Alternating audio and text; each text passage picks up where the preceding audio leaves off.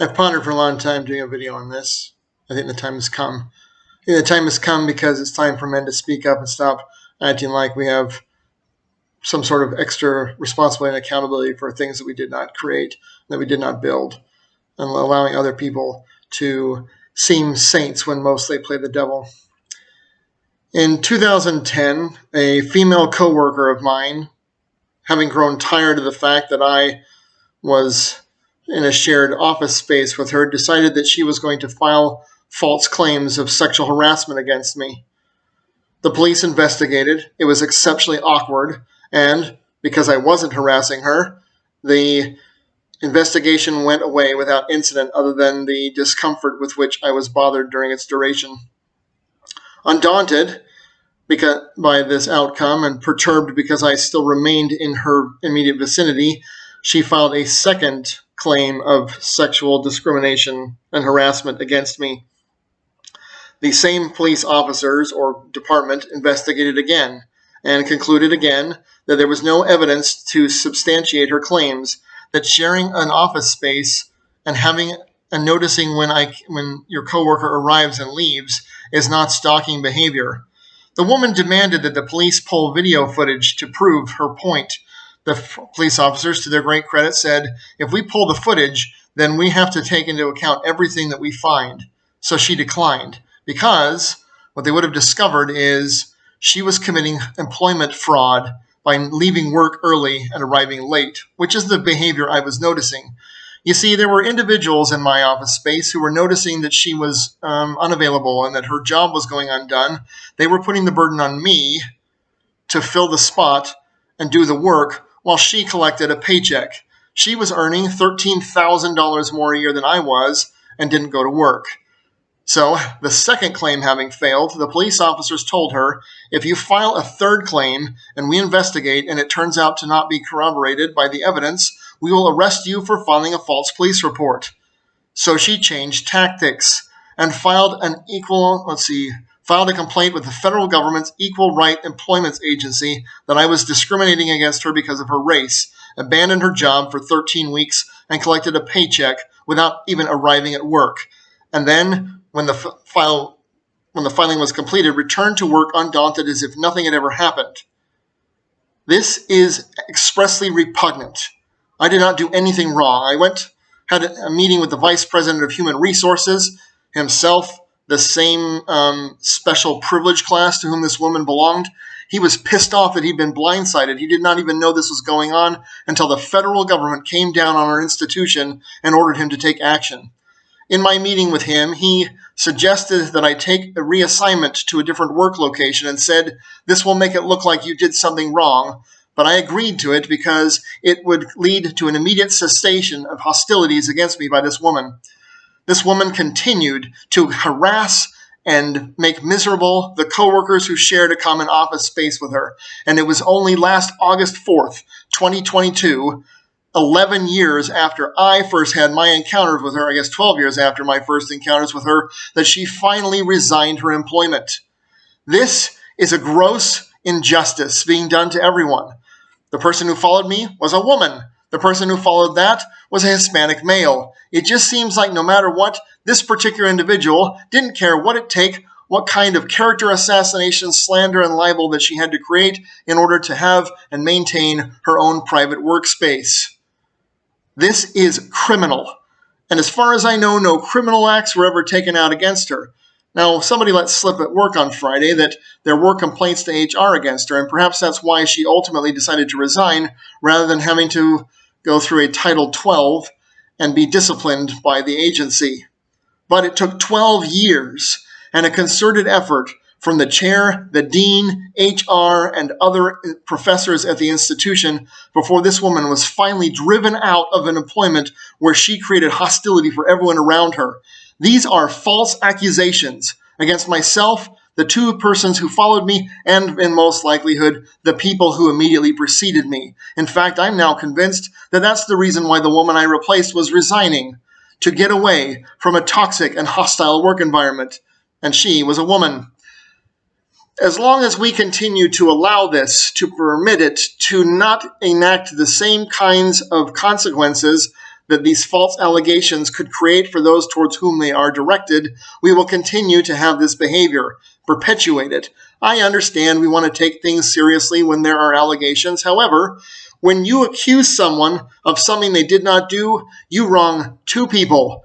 The person you wrong and everyone else who is a legitimate claimant, because it gives them a black eye. This is the boy who cried wolf, or in other circumstances, the woman who cried sexual harassment and racism. And it does everyone a disservice because it was disingenuous and it was used to abuse the system to allow her to continue to work there for at least 12 years beyond the time when she should have been rightly terminated. I don't know a lot about this woman. I'm glad I don't know anymore. I'm glad I took the transfer because that was the best year of my life after that. It opened up possibilities and opportunities that I had never had, and it got me away from one of the worst headaches of my life. In fact, 2010 was, despite the recent pandemic, by far and away the worst year of my life. It was also only my third year working here, and if I had not had more intestinal fortitude, I might have left long ago. We have to stop pretending that it is only a crime if you get caught, and that declaring that a crime has been committed is enough to constitute a crime. Police investigate crimes. They investigate information. And if you begin looking for things that substantiate your already established belief, you are going to create evidence and find evidence where none exists.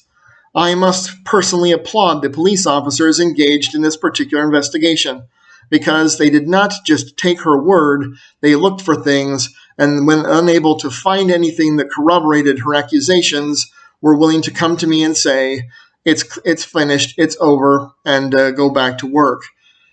This year of my life, between the two sexual harassment discrimination claims and the racial discrimination claim, were the worst year of my life. I have never had any problems to this level with anyone, particularly since I did not do anything other than share a geographical location with this woman. I did not care where she went. I did not care what she did. She was at least 7 years older than I am and probably 50 pounds heavier. Why would I be interested in her? Now, I know there might be people interested in that. There are people interested in everything. But that's not my style, and it's not my type.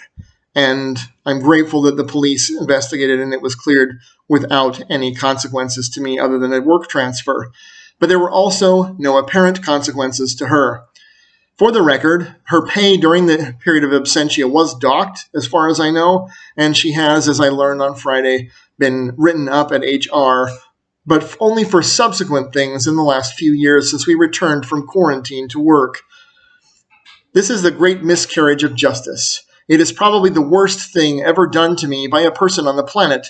False accusations and claims of behaviors in which I have never engaged and for which I am not responsible. I have no idea who hurt this person, if she has ever actually been hurt by these things, or if she was simply leveraging a circumstance for her own personal advancement.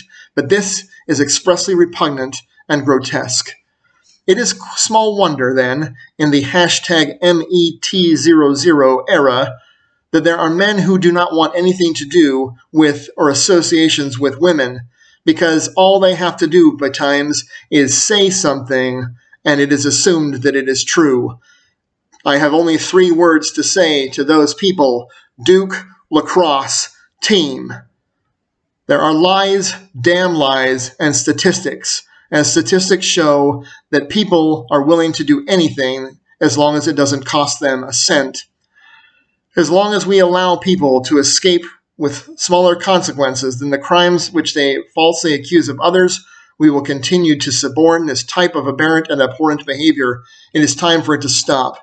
If you are in a position to legislate or take action in this regard, if you are inclined to donate money to politicians and causes that advocate this kind of judicial reform, I encourage you to do so. Fortunately for me, I was able to escape without any long-term consequences, but there are probably others who have not. And that is the real tragedy here. I just wanted to share this story. It is a true story because it is also a tragic story. It is a story that did not need to happen, and it is a story that, If it had not happened, if this person had not been of this disposition, they might still be working there, and we wouldn't be a man short. Be careful what you say and to whom you say it. Be careful what you accuse people of and why. I understand people don't like to get in trouble. I get it. I understand that you don't want to be caught not being at work. I get it, except for making me a criminal to distract others from your behavior is pointing out the mote in my eye to distract from a beam in your own.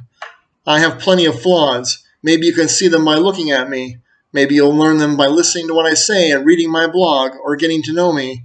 I don't need any more fabricated falsely by others who are trying to distract from their own inadequacies.